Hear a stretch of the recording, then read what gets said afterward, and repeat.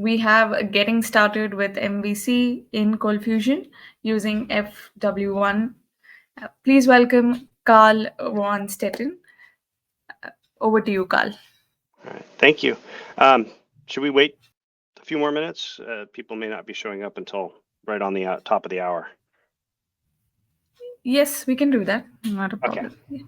All right, excellent.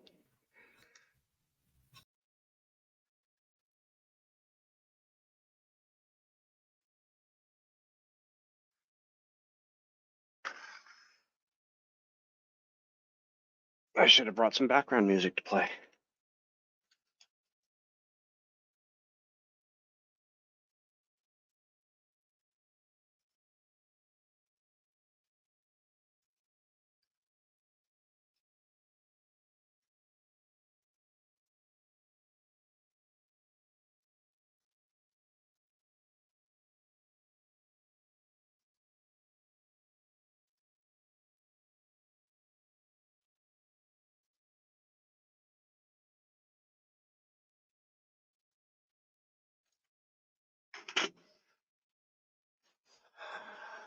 Getting closer.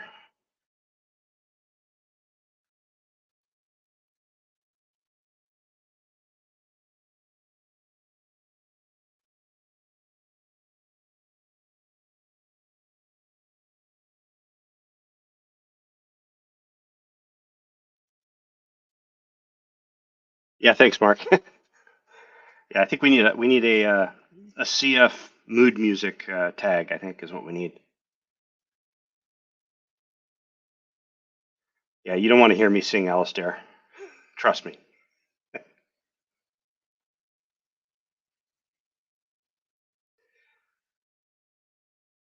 Hey Dan, definitely. In fact, if you, I don't think you were at CF Summit this last fall. Well, there's a kind of a special announcement at the end of the session that you might want to pay particular attention to.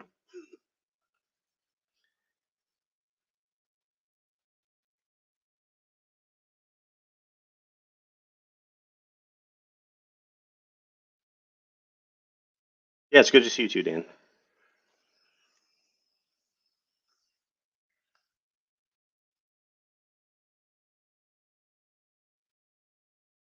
All right, we'll give it one more minute, and then we'll go ahead and get started.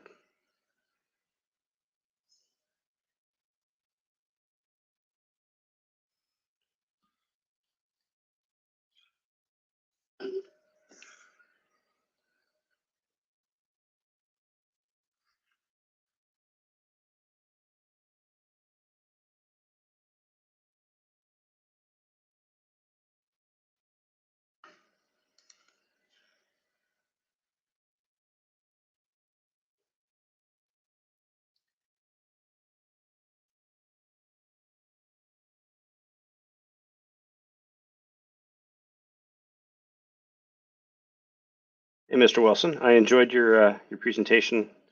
Was it 2 days ago? I think.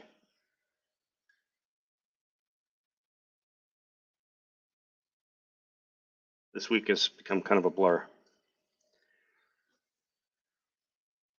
All right, looks like we are pretty. Okay. Thought that was Dan Wilson there. Yeah, well, hopefully what I mentioned to Dan Fredericks earlier, that announcement at the end, hopefully that will help to maybe address what your concerns with training. We'll see. Okay, it's the top of the hour, so I'm going to go ahead and get started. My name is Carl Von Stetten, and I'm going to be talking with you this morning about getting started with MVC in ColdFusion using Framework 1, or FW1, as it's commonly abbreviated. There we go. Just a little bit about my background. I work in the geospatial industry, geographic information system analyst for a wastewater agency here in Northern California. I've been using ColdFusion since 2002, so back in the CF 4.5 days. And I do a lot of spatial and non-spatial data modeling and data management and building intranet applications that nobody outside of my organization ever sees, other than maybe consultants who remote in through VPN connections. But it's not stuff that's actually out there in the wild that people can interact with. I love the outdoors, and I am passionate about craft beer, and I think that'll be obvious in just a couple minutes. I use ColdFusion and JavaScript, and the typical front end libraries for JavaScript, Bootstrap mostly. Almost every database interaction I work with is with SQL Server. I use Python a lot with ArcGIS, not so much outside of it.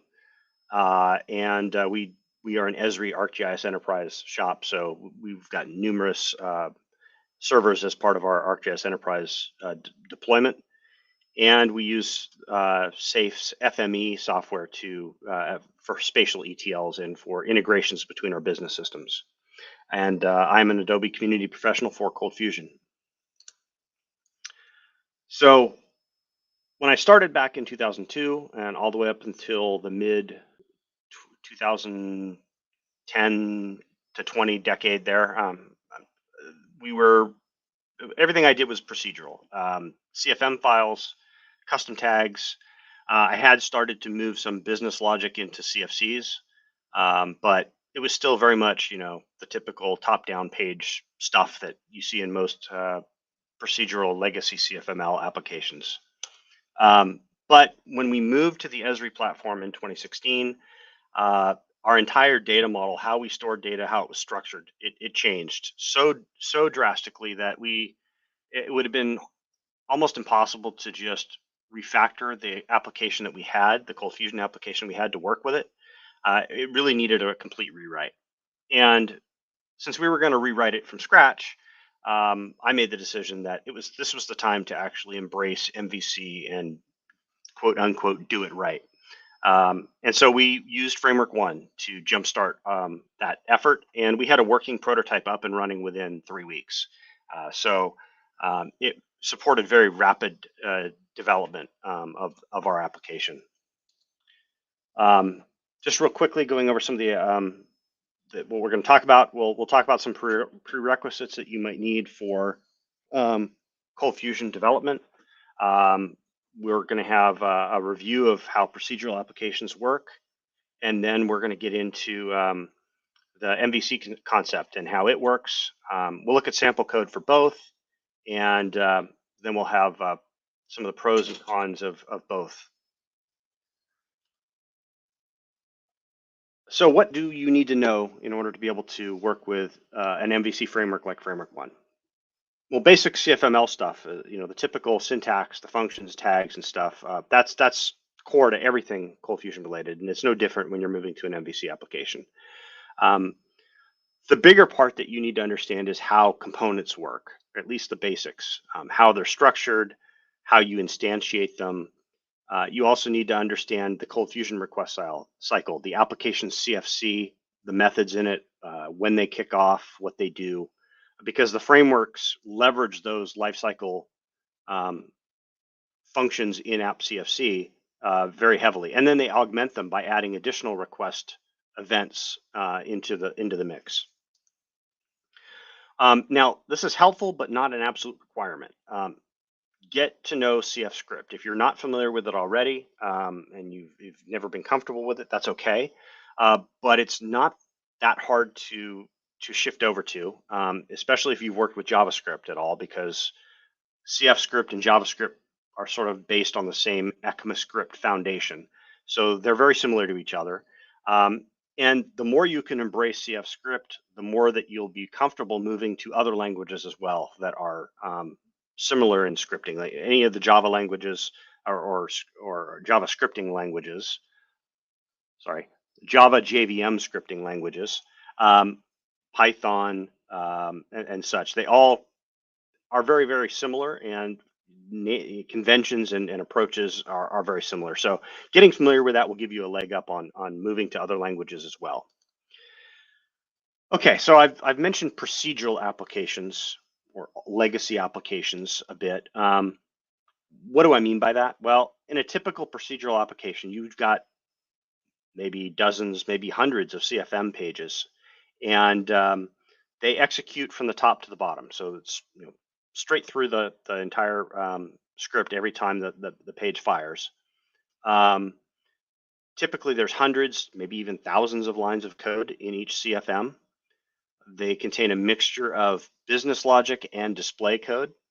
Hopefully, the business logic is at least moved to the top of the file, maybe wrapped in CF silent so it doesn't render any noise out to the browser, but maybe not. And maybe some code reuse using CF include tags, or maybe you've pushed some of the display stuff into custom tags, or even some business logic into custom tags. So we're going to look at an application written as a procedural app. And just a little disclaimer, this has been very, very much simplified just to focus on communicating these concepts. It does not include security measures, best practices, validation and sanitation of user input. So buyer beware. So let's actually look at a procedural application. All right, so we have a typical application you might see has hopefully an application CFC. If you're still using application CFM, you will need to move to application CFC to leverage a framework.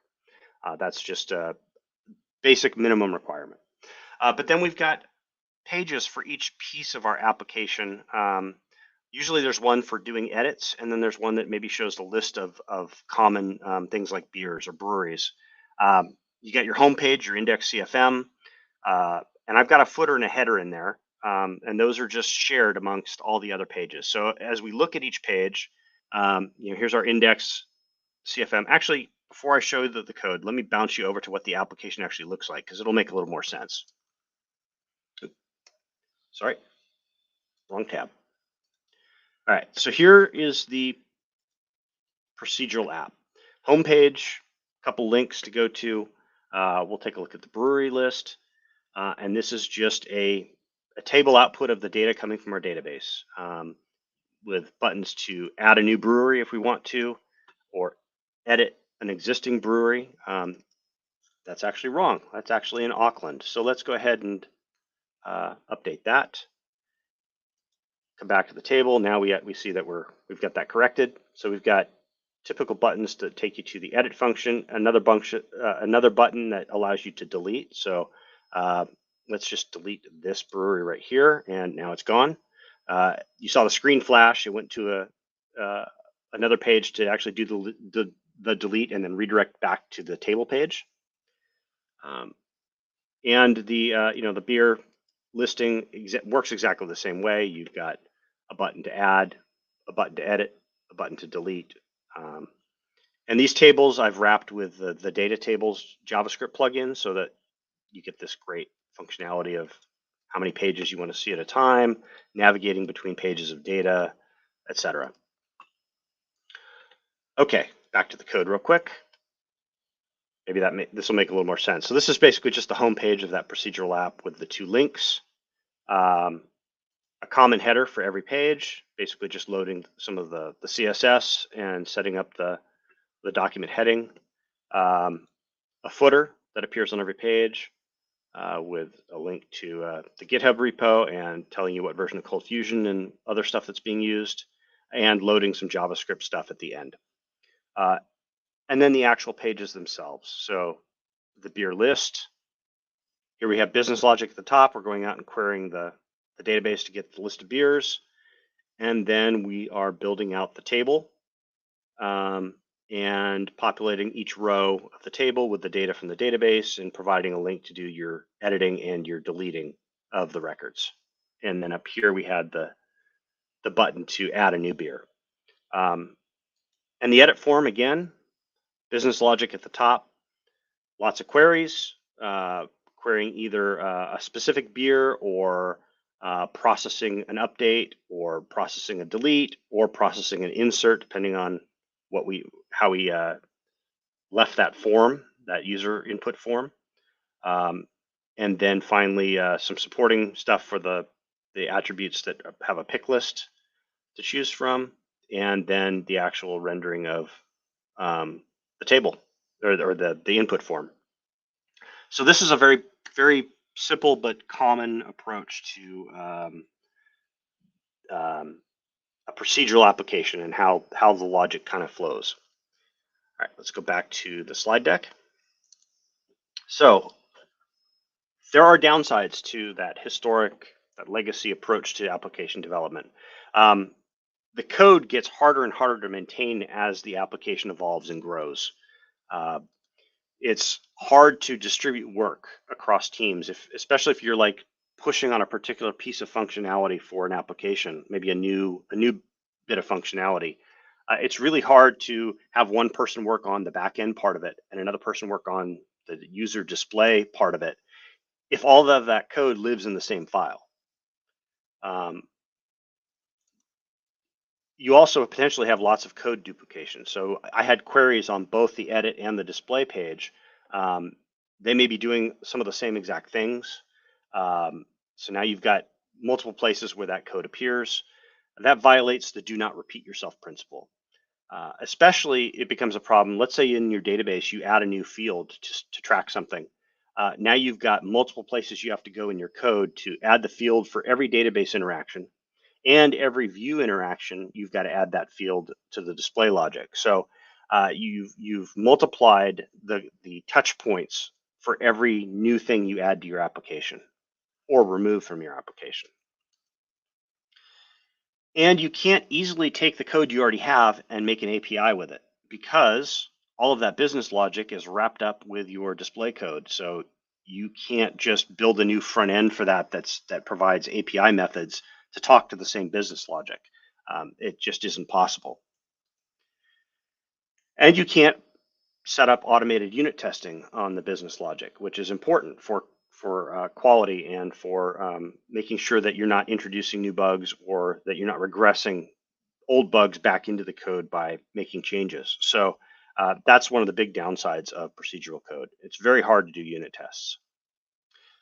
So the obvious question is there a better way? And the obvious answer to that is yes, and we can do that with MVC. So I've used the acronym. What does it mean?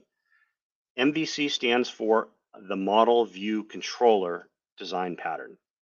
And it basically, what that means is you're breaking your application up into three concerns: the model, where all your business logic lives, the controller, which controls flow of data, and the view layer, where the display logic happens. And we'll get into each of those pieces in a bit more detail. Basically, we are again separating the concerns of our application into more discrete, more clean portions. The business logic versus the view code. And this is a common pattern in almost every object-oriented language. So this isn't something unique to ColdFusion. Here's a list of MVC frameworks and the languages they go with that are commonly used out there in the real world. And again, every object-oriented language typically has at least one, sometimes more than one, MVC framework that you can leverage. And in the case of ColdFusion, of course, the two most popular are Framework 1 and ColdBox. Now, you can do MVC without a framework. It's certainly possible. But unless you really enjoy reinventing the wheel, why would you want to do that? Sorry, I forgot to turn off my email notifications. Let me kill my email app real quick. There. Frameworks give you a lot of functionality that you don't have to reinvent yourself. So you can focus on just what your application really needs to do. So some of the benefits, some of the bonus features you get with a typical MVC framework. Dependency injection. We'll talk about that a little bit toward the end of the presentation. If you're building APIs, the URL routing functionality is something that comes out of the box. Layout and view templating. That's a core function of MVC. Data rendering. So if you're doing an API, you aren't outputting HTML, maybe you're outputting JSON or returning XML or something else. Typically, an MVC framework has methods for outputting that raw data rather than actually rendering a display page for a typical end user in a browser. And lastly, they usually support some mechanism of modularizing your code or putting it into subsystems.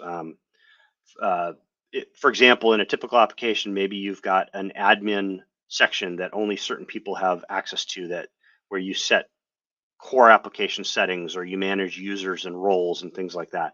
You can put all that into a module or a subsystem away from the main application and change or restrict who has access to that piece of the application. Or maybe like if you're an e-commerce site and you've got a module or set of functionality that's related to your employees fulfilling orders, boxing up your products and shipping them off. Maybe that's a separate module from the front end that the public sees when they're going in and ordering your product or whatever. So there's a lot of different reasons or ways that you might want to break your code up into logical chunks. And the main benefit of frameworks is that they improve code organization through the standards that they recommend in their documentation of how you structure your app. And once you get used to that structure, you immediately know where to go to find the piece of code that you need to go touch if you're making changes. Again, I mentioned Framework 1 and ColdBox are the two most popular frameworks. Wheels, formerly known as CF Wheels, is also somewhat popular, and it follows the Ruby on Rails paradigm. If you've ever worked with that, then Wheels will be a little bit less of a jarring change in application development. There's other MVC frameworks, or older ones, that are out there for ColdFusion. They're no longer being actively maintained, and I think that every single one of these probably would be very difficult to get running on any of the modern versions of ColdFusion, because just the internals have changed. There's been things that have been deprecated, and you'd have to do substantial work to the framework itself to get it to run. So they're still out there. There's still applications running on them, but nobody's really using those to do new development at this point. Okay, so Framework 1 was originally developed starting in 2009 by Sean Corfield, who was a longtime active member of the ColdFusion community. He's since moved on to other Java development areas, but it's evolved over the years. The latest release is version 4.3, and it is a very small, lightweight framework. When you look at the actual code, the main part of the framework is one file, 1.cfc, and it's 140K. And then there's a couple of related files that come with the framework deliverable. One is IOC.cfc, that's the dependency injection framework, DI1. And then there's AOP.cfc, which is aspect-oriented programming. Both are optional. You don't have to use them, but they are also very, very small.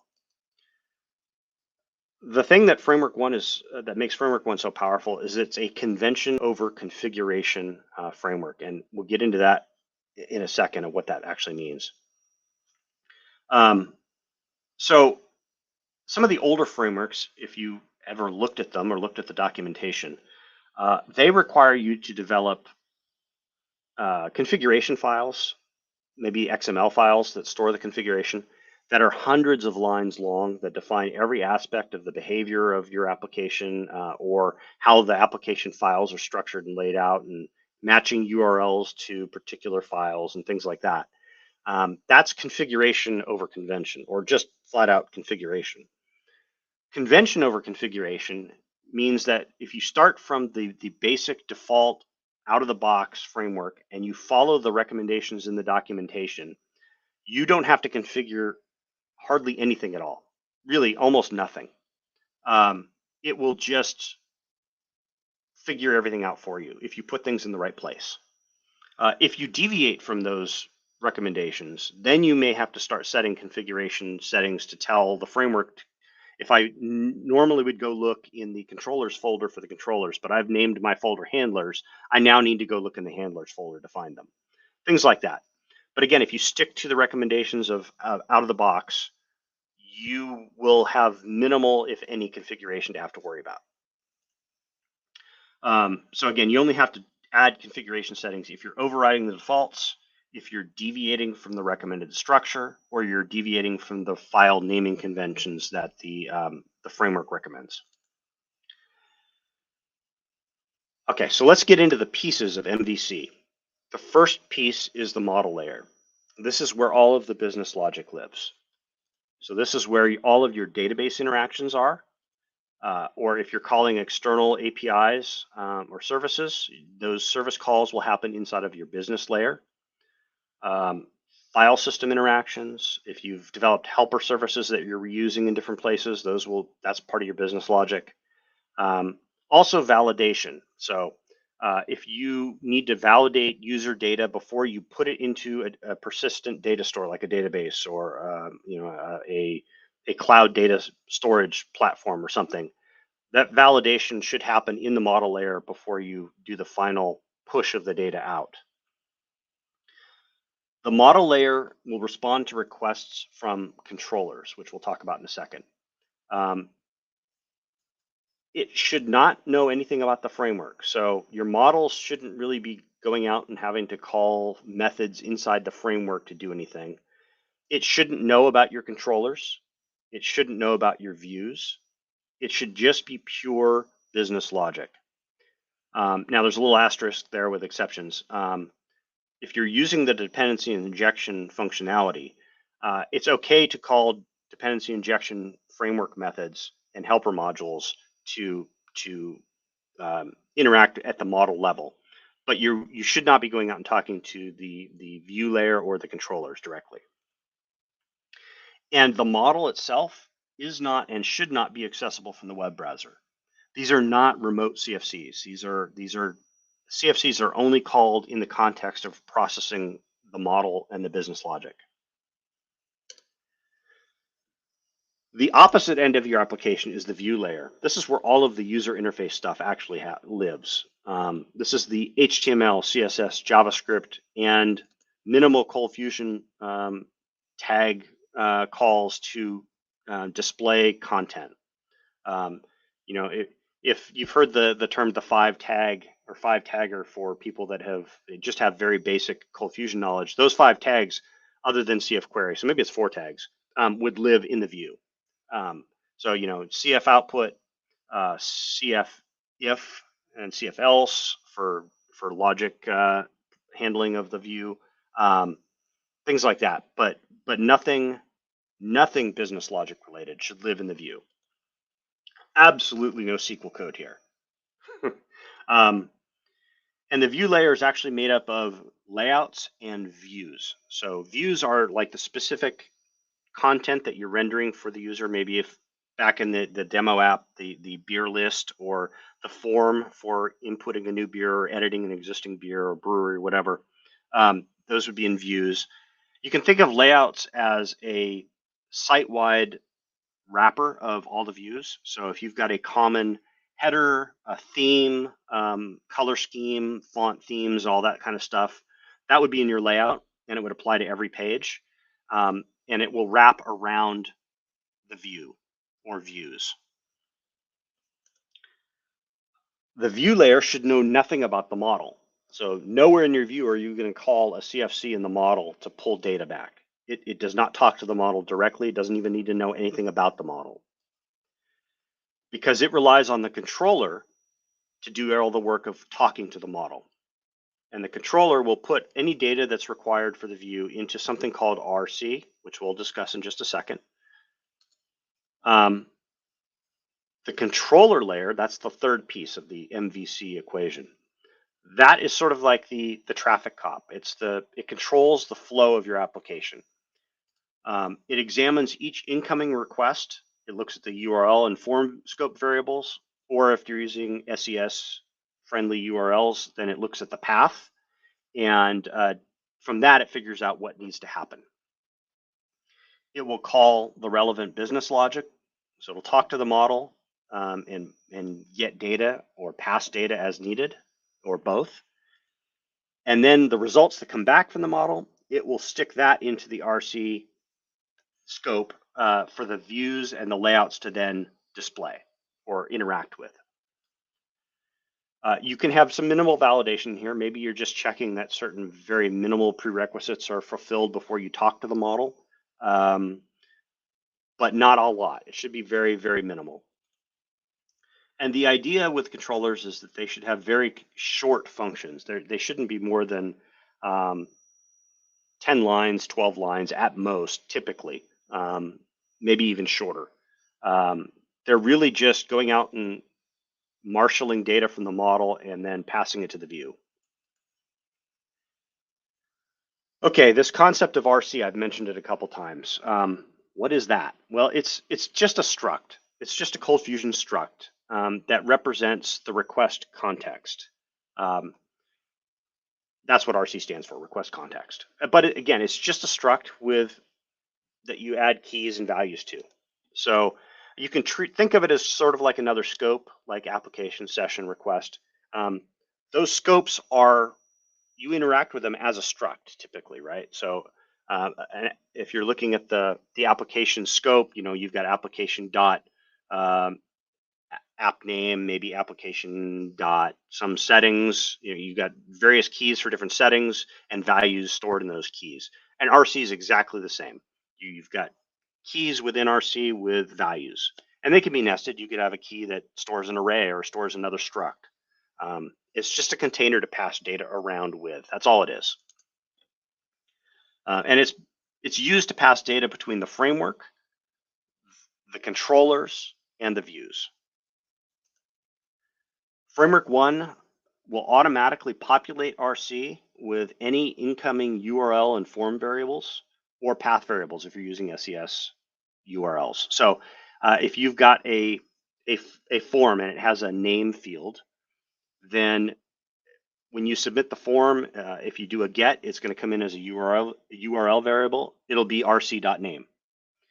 If that form is set up to use post, it would come in as form.name.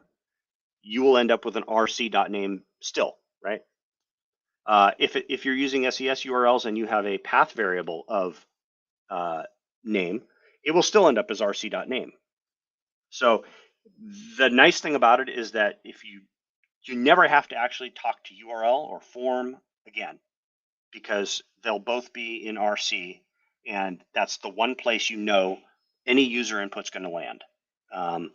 And you can consistently work with RC and not have to manage keeping track of whether you had a get or a post request. So you're going to write controller methods that talk to the model and pull back anything else that the layouts and views need, and you're going to insert that content. You're going to take whatever you get back from your model, and you're also going to stick that in RC. Now, the latest version of Framework 1 actually adds a PRC, a private request context scope or struct that you can use as well. What does that mean? Well, at that point, you can rely on RC to just be unsanitized user input that's arrived either from a get or a post or a path variable. And anything that you then get back from the model that's clean, sanitized data, you can put that in PRC. That also gets passed around all the same way that RC does, but you can rely on PRC to be pure sanitized data versus RC being unsanitized data. So you can think of it that way. So the key of how the framework works in working with actual web pages is all wrapped up in how the URLs are built and processed. So after the index.cfm part, and if you're using a framework, they basically everything goes to index.cfm. That's an empty file. The sole purpose of index.cfm at that point is just as a way of making your web server aware that this is a ColdFusion type request and passing the request to ColdFusion itself. That's the only purpose that index.cfm serves when you're using a framework. So basically everything up to the question mark is sort of irrelevant, but everything after it's very important. So the first thing you'll see is action equals. And action is a statement that tells Framework 1, do something based on what follows this. Whatever follows the equal sign, that's where I want you to go and what I want you to do. The first thing it sees after the action is the section. That's the name of the controller that it's going to call. If your action is beer, then it's going to look for a controller called beer.cfc in the controllers folder. Also, if it finds a CFM file with that same name in the layouts folder, beer.cfm, then what it's going to do is it's going to apply that layout around any views, and then that layout will then get wrapped by your default layout. So you can actually have nested layouts. Maybe you want to override some theme settings depending on which of these controllers you're hitting. You could do that with a custom layout for that controller section, and then still have the default layout wrap around that to do the common stuff that every page should have in it. After section, there'll be a period or a dot, and then the item. And the item is the name of the function in the controller that will be called. So if we have a beer dot list function, a list function inside the beer CFC controller, that's what's going to get called if the item is beer. So you'd have beer dot list. That would be what your section dot item would look like in the URL. Framework 1 will also look for a view in the views folder in a subfolder that matches the section, so in our case beer, and then it'll look in the inside of that folder for the item or list.cfm. If everything is named that way, then the URLs will direct Framework 1 where to go and what to do. And then you can bolt on whatever variables that you need to pass in the URL. So this is where you can add as many key value pairs as you want into the URL. And I actually need to refresh that because I just had a typo I fixed. Framework 1 has this cool function called build URL. And you can use this everywhere in your views and layouts when you want to render a link to somewhere else in the application. And it will automatically build them correctly so that your application will navigate properly. And when you're looking at these variables that you add in after the section and item, it's the variable name is the key, and so in some variable that's the key that will be created, and foo is the value. And you can have multiple of these. So you could have some variable.foo, ampersand some other variable.bar, and ampersand some other variable dot something else. So you can do as many of those as you want. Those will all end up in the RC scope as individual keys off RC. Now, if you really like SES friendly URLs, what's great is that all you have to do is turn on 2 settings in Framework 1, and they will automatically be generated and used throughout your application. And so instead of the URL looking like it did in this previous example with the index CFM !, action equals section.item and some variable.foo, it's now just /section/item /some variable /foo, and then you could have /some other variable /bar. Framework 1 will automatically know to look at the section and item first, and then everything that follows that will be your variables. It doesn't need the action word in there because with a path, you're not setting a URL variable that way.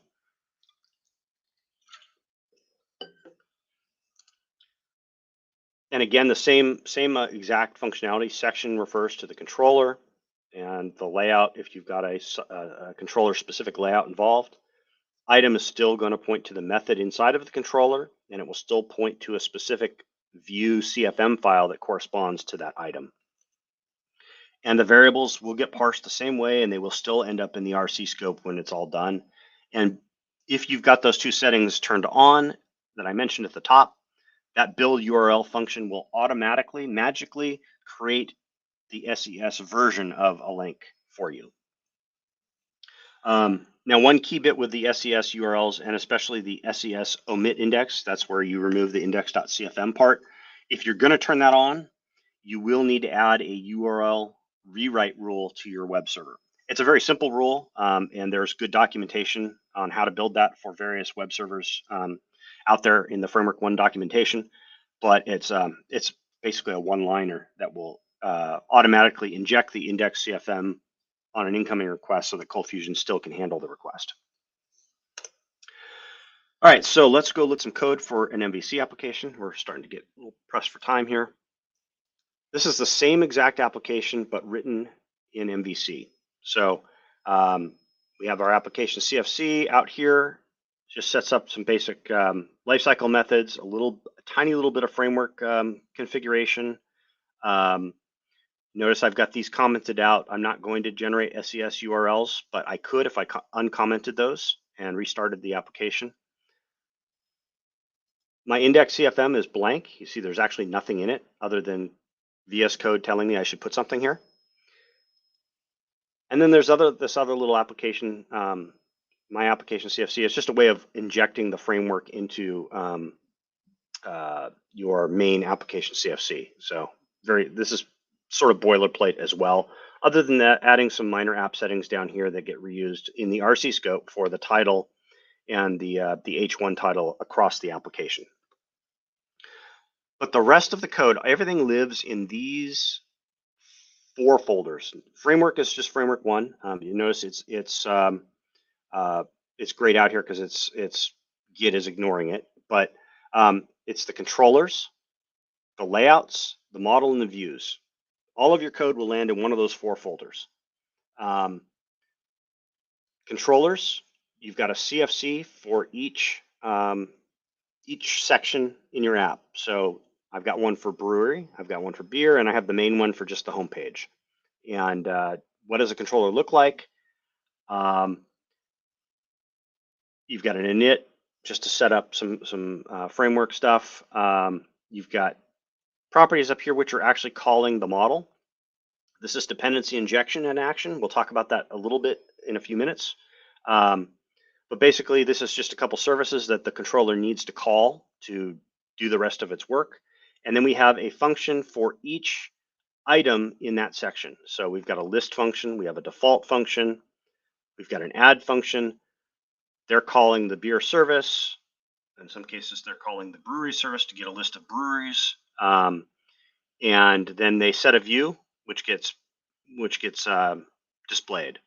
Same thing with edit. We're doing some prep work of variables, and then we're calling a couple more methods, and we're then loading the edit view. The save is basically receiving data from the end user and then calling the model to save it, getting back an ID, and then redirecting you back to the edit screen with that ID so that it's showing you that particular beer again.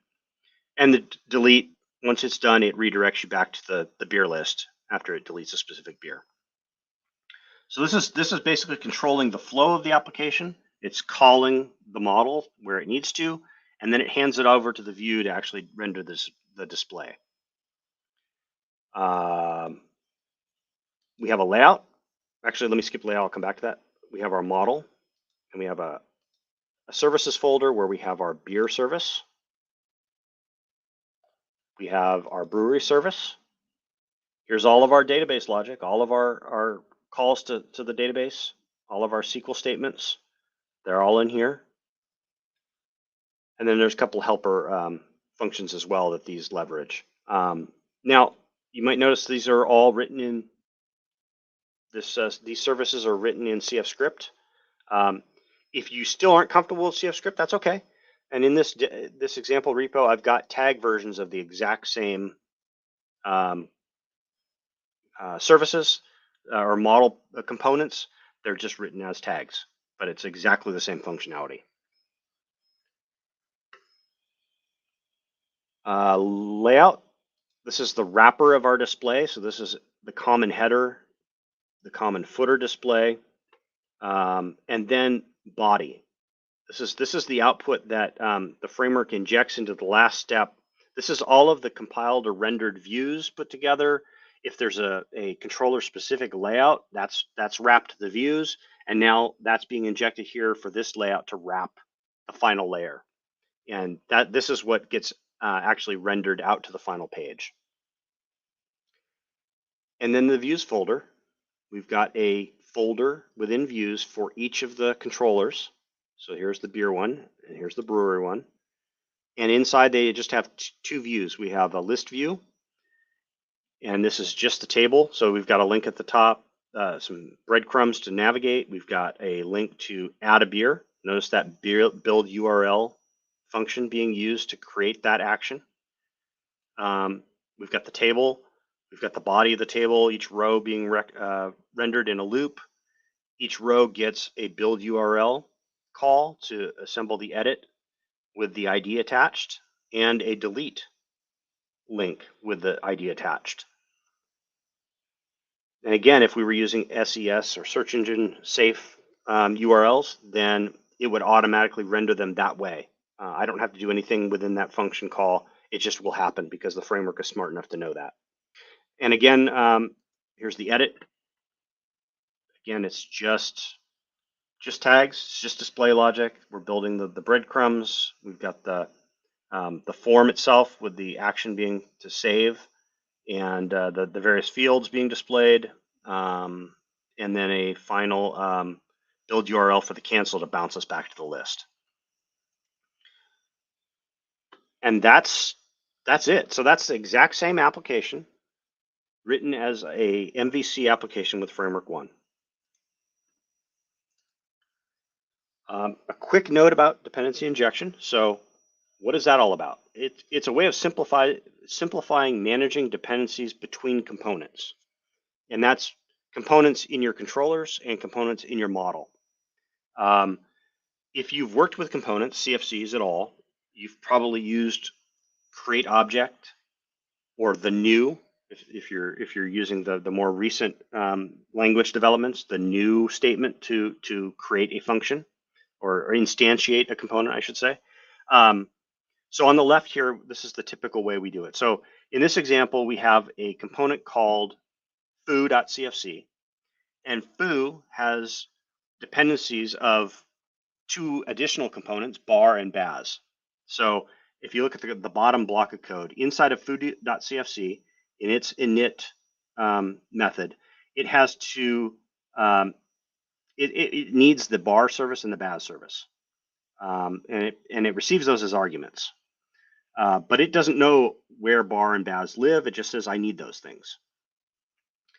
When you instantiate foo, you can't really have a fully functioning foo component without getting those two other components built and passed into the arguments. So you have to you do a new model services bar and put it in a variable, and a new model services baz and put that in a variable. And then you do new model services foo, and you pass it the bar and the baz that you've created. That's a lot of work, right? Here's the beauty of dependency injection. You just put a property at the top of your component, and you say, I want the foo service. Give me the foo service. That's all you have to do. And in the foo component, you just say, I need the bar service and I need the baz service. Give them to me. The dependency injection framework will find those files, instantiate them, instantiate any dependencies they need and inject them, and then pass back the assembled component to the top level for you to use. That's it. You don't have to worry about keeping track of where things are and how many dependencies you have to build each time you use that component. It just automatically gets done by the dependency injection framework. That's why it's so powerful, and that's why it's usually a default or a component that comes with almost every single MVC framework. Okay, so MVC is great. We love MVC. Obviously, it's all unicorns and rainbows. Actually, for the most part, it is. Here are the pros. We talked about do not repeat yourself. Now that you've got all of your business logic in models, you can reuse them throughout your application, but they only live in one place. There's only one query that you need to write in a function for calling all the records in a table. There's only one function you need to write to write specific functions or insert new functions into that table, or to update functions in that table. Records in that table, and maybe one function to delete a specific record from a table. Only one place it needs to live is in the model, in that one service. Another advantage of MVC, we now can have a team working together. Somebody can be working in the internals of the model. Someone else can be building the controllers out. Someone else can be working on the views and the layouts. All of it simultaneously without impacting each other. Another advantage is the common pattern or terminology. It's transferable. So controllers, views, layouts, models. If you're in ColdFusion, if you're in other Java JVM languages, if you're in Python, if you're using full stack JavaScript, or anything else you can think of, those concepts are identical or nearly identical.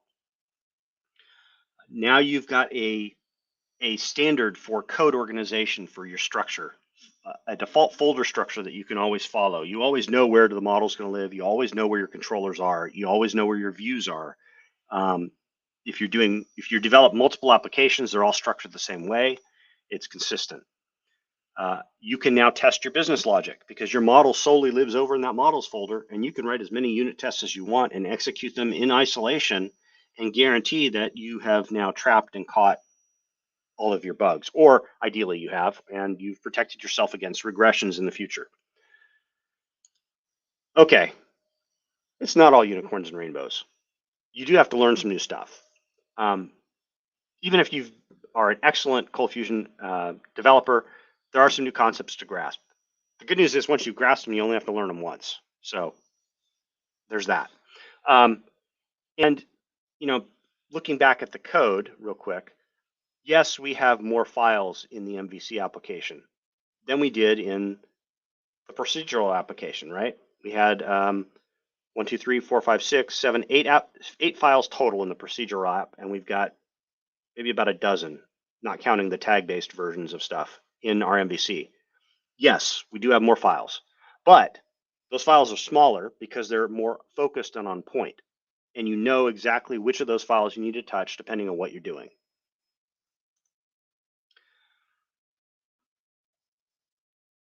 But you say, well, I've got this huge legacy app, and yeah, I'd love to embrace MVC, but boy, that's going to be painful. What am I going to do? Well, if you've ever heard that analogy of how do you eat an elephant, one bite at a time, you can take that approach with converting legacy applications. There's a lot of different ways of approaching it. You can choose to do logical sections of an app individually, one at a time. Or you can say, you know what, we're going to leave our existing legacy app alone. We're just going to do any new development, any new features, we'll move those into MVC as we go. That's perfectly reasonable approach. If you do decide to tackle the whole thing, you can also do it in phases. So one approach is to start out without any model. You just take all of your business logic, cut them out of your CFM files, and put them into your controller methods. Now, you end up with fat controllers. That's not ideal, but it's just temporary, right? So you've put all your business logic into your controllers, and your display code goes into the layouts and views. You are 50% of the way there to being MVC. Actually, you're 66% of the way there, right? You've got the controllers and you got the views. Then you go back and you refactor the business logic out of the controllers and into actual structured model components, and swap out that logic with just simple calls to those model component methods. Now you have thin controllers. Now you've gotten 100% of the way there. MVC code can coexist with procedural code. You may have to do a little bit tweaking with getting the framework set up to know when it should fire and when it shouldn't. You might have to add some additional web server rewrite rules to rewrite old URLs to be MVC specific before they hit the actual ColdFusion app. But it's all doable. It's been done. People have done this. So it's entirely doable. All right, key takeaways.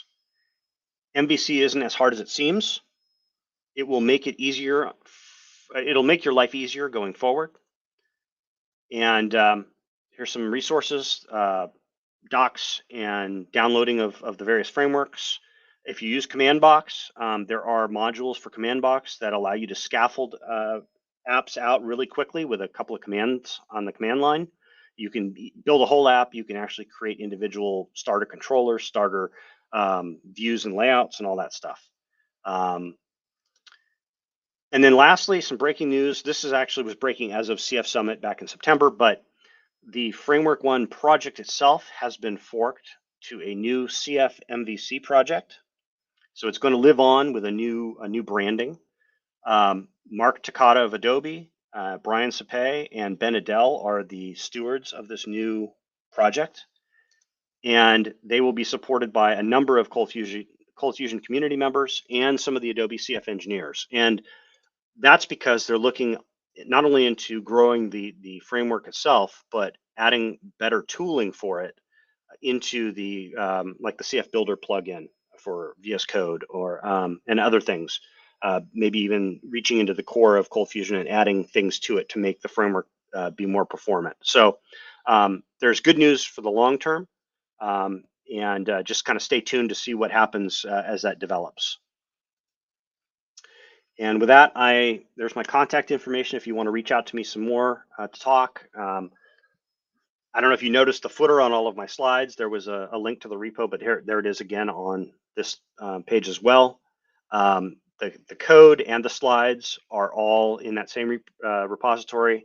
If you have command box, you can clone the repo to your local machine and just type server start, and it will start up, and you can walk through the slides and you can walk through the code, and it'll build the Apache Derby database for this on the fly in the background. So you can kick the tires as much as you want. And with that, I will move over to the Q&A pod and see if we can fit in some questions and answers. Actually, before I do that, I'll come back to that. I do have a $50 Amazon gift card to give away. So in the chat pod, if you will tell me, the first person that tells me what the magic function is that creates the links throughout an application that are smart links that understand the framework. And it is build URL. Steve, you got a typo in there, but I'm going to take it. You got it. Steve Hicks. So Steve, you get the Amazon gift card. I believe Apuro will reach out to you to get your contact information. Okay, let me jump into the question answer pod. Have you started using OpenAI to generate and deliver the view layer on the fly? I have not. I would expect, so I don't know that Framework One has done this yet. This may be coming with the CFMVC fork of the framework, but I know that Ortus for ColdBox, they have actually created an MCP interface for the various AI add-ons to like VS Code and things to point at the Ortus documentation. So they can do some very smart stuff with that. Maybe that might come with CFMVC at some point. I don't know. SES friendly, using that function, does it support auto encryption or decryption of vars? It does not. Now you can override the function, so you could override that function and add your own encryption and decryption into it, and then have it not override, extend it. You could extend that function potentially to add that functionality, so you can still call build URL and have it do more work than it is doing out of the box. That I think that would be feasible, but that's not something that comes with the framework. No. Does Framework One have its own error handling? It has. No, it does not. Framework One is very lightweight, so it's not super opinionated and aggressive. You're still responsible for handling your own errors. One thing I didn't do was actually go back to the demo and actually use the MVC app so you could actually see it in action. And this is something that you can turn on. This is a setting you can turn on that gives you the framework lifecycle trace. This can help you to debug. But what's really cool is that for when you're just getting used to working with an MVC framework, you can see exactly what functions at the framework level are being called, what the work is doing behind the scenes, and what decisions it's making about where to call views and controllers and things like that.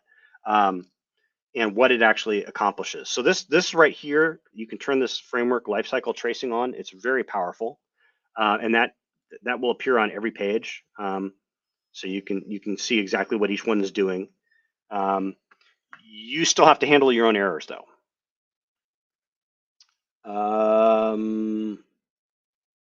Another question about framework. Have a support for auto encrypting, decrypting URLs for masking security from changing. Again, not built in, but you can extend the framework to do additional behavior if that's what you want.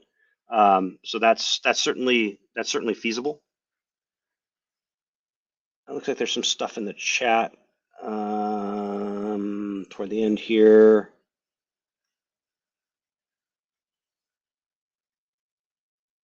Sanitizing user input, would that be done in the model of the controller? Typically, if you're sanitizing it right before you're writing it out to a database or to an API call to an external service, you would do that in the model, because you've got you may be leveraging additional components to do the validation and things like that, or maybe the validation or methods in your model, in your component for that particular service. You would have a validation method in there. The controller validation might be simple stuff like, did the URL include the ID that you need to be able to like load the next page? If it didn't, then it's going to assume that you're asking to create a new record rather than edit an existing record or something like that. So that's the component level sanitation. It's very simplistic. You don't really want to put a lot of logic in there. Just minimal validation to allow you to navigate to where you need to go next. Yeah, I want a beer too. It's only 11 o'clock my time, so it's a little early in the day. But yeah, Rob, I'm with you there.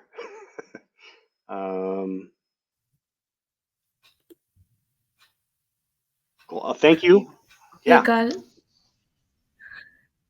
Yeah, I think there is one more question. Maybe I just saw Sean's question. I'm just putting it over here. So this may be the last question, and then we have our next speaker in line. Yeah. I just put it in the end over there. Oh, let's see. Does it concern you at all that all the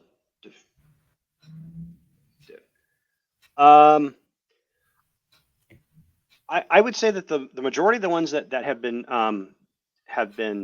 kind of died out. Those 4 frameworks I had listed on one of those slides that aren't actively being developed anymore were developed initially before ColdFusion had a lot of the object-oriented capabilities in it, and so they were a way of sort of enforcing MVC but still using procedural CFM code organization. When ColdFusion went from the Alaire days to the early Macromedia days, and they jumped from running it on, I think it was C or something like that, and to Java, that sort of opened the door to really embrace object-oriented development. And so then the new frameworks started to come around, like ColdBox was one of the original ones. And then Framework 1 came along because I think Sean Corfield felt ColdBox was a bit too heavy for what he wanted. He wanted something more lightweight and nimble. So he wrote Framework 1, and it may have been influenced by. I saw someone mention Laravel in the chat there. It may have been influenced by that. I forget. It was directly influenced by some other framework that he had experience with, but it was basically as the counterpart to the very, very capable but very complex ColdBox, both of which are true object-oriented MVC frameworks. So I don't feel like those ones that have died off, it doesn't reflect poorly on the community. It reflects that the underlying technology advanced and those frameworks couldn't be easily rebuilt to move forward with them. I'm at my time, so I'm going to stop talking and hand off to the next presenter. Thank you, Carl. That was a wonderful presentation. And thank you for joining us today. Thank you.